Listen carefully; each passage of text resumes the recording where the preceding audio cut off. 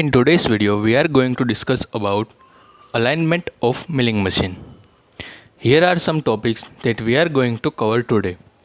First is what is alignment, then why alignment is required, then in which parts of the milling machine alignment tests are done, and in the last some basic alignment test. First one is what is alignment. Let's understand the word alignment. Alignment is an arrangement in a straight line or in a correct relative positions. Alignment is a position of agreement.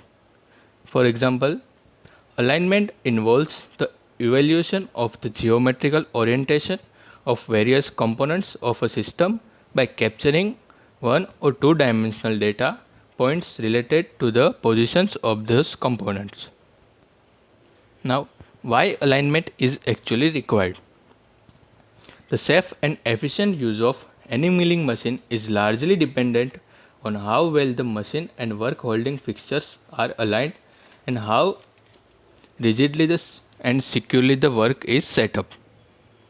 Work that is not held securely may move during the machining process, causing the part to be ruined.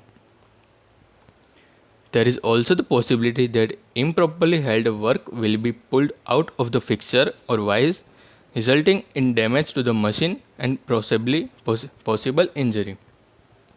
Let's understand it with example. Before starting off any work, it's important to make sure that it is ready to use. When we approach the milling machine, we might notice that the person who used it before had changed some important adjustment. For example, in case of a vertical milling machine, we have adjustment for tilting the head. Now, if the head is tilted with even a small degree of angle, then there is no chance of drilling a completely vertical hole. Here we are going to discuss where alignment is required. Machine alignment, in which we are going to discuss in which type of the milling machine alignment is actually required. Then table alignment, head alignment, and vice and fixture alignment. These three are the major parts of the milling machine where alignment tests are done. And here are some other parts. First is spindle or arbor alignment, then T-slot and T-slot alignment, and then overarm alignment.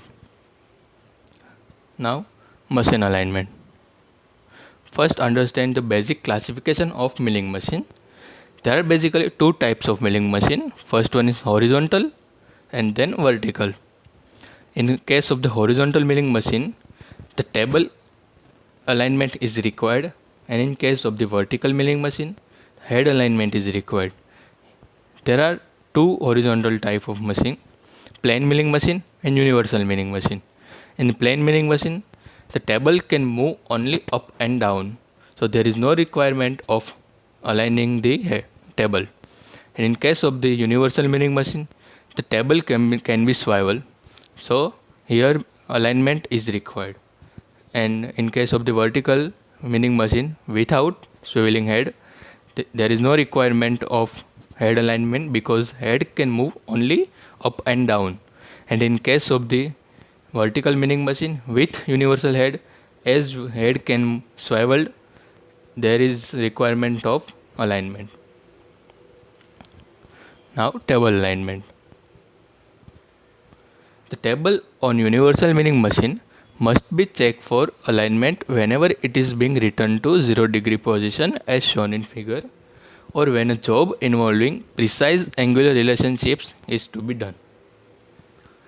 Never trust the graduations on the spindle or any other parts of the machine when really accurate work must be done, because after the use of machine there is a possibility of wear out of internal parts of the machine, and there can be some play between them. Here is the procedure of aligning the table. A rigid mounting for the dial indicator is necessary so that flexing and slippage do not alter the readings.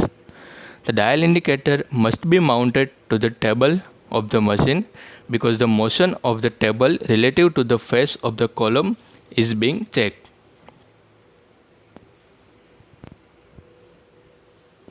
Now head alignment. The head on vertical milling machine with universal heads must be checked before doing jobs requiring accurate alignment between the head and table. It's important to align the spindle perpendicular to the table when drilling, boring and fly cutting operations are performed. Aligning the head is usually called trimming because the technique requires the dial indicator held in horizontal arm to sweep the face of the table. Here, trimming and normal head alignment is somehow different. Basically, the difference is the procedure of aligning. Here is the complete procedure of aligning the head. First of all, clean the table thoroughly and place a flat and parallel plate if it is available. Then, as shown in figure, attach the dial indicator to spindle. Now feed the spindle down with dial plunger at operator's right of left side until it registers about 1/4 of its operating range and then zero it. Now as shown in figure, carefully rotate the spindle by 1 revolution. There is a two possibility. If the head is of swiveling or semi-universal type, the fore and aft readings in the line with the cross feed will be identical, and the right and left readings may vary if the head is not vertical. If the head is of universal type, the readings may vary on both the axes. Now adjust a semi-universal head by loosening the head and swiveling it so that the dial indicator readings is cut in half, and then recheck the spindle and readjust the head if necessary. If there is a universal head, then it should be adjusted in one plane at a time. Now securely tighten all the head locking bolts and then recheck. Now vise and fixture alignment.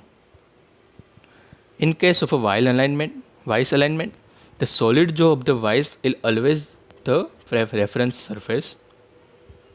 The dial indicator is attached to the arbor of the horizontal milling machine or held in the collet of the vertical milling machine as shown in the figure below. Here is the complete procedure of aligning the vise. First of all, clean all the parts thoroughly. Make sure that there are no burrs or nicks on the matting surface. Lightly clamp the vise or fixture in approximately correct position. Now as shown in figure in the video below, bring the dial indicator in contact with one end of the part to be aligned. Move in about 1/4 of the dial indicator's operating range and then zero it. Move the table or cross slide to the full length of the jaw or fixture. Note the variation in indicator's reading and move the vise or fixture in the appropriate direction using the soft hammer. Now, when indicator shows no deviation, retight all the bolts and then recheck. Here are some other alignment tests on milling machine.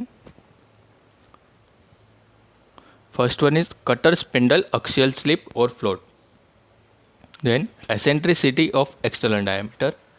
As shown in figure, dial gauge is kept in contact with the spindle and then it is rotated.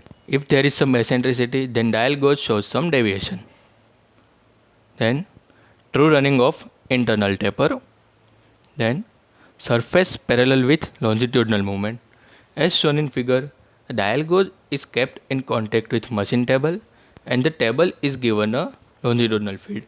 If the machine table is misaligned, then dial gauge shows some deviation. Traverse movement parallel with the spindle axis.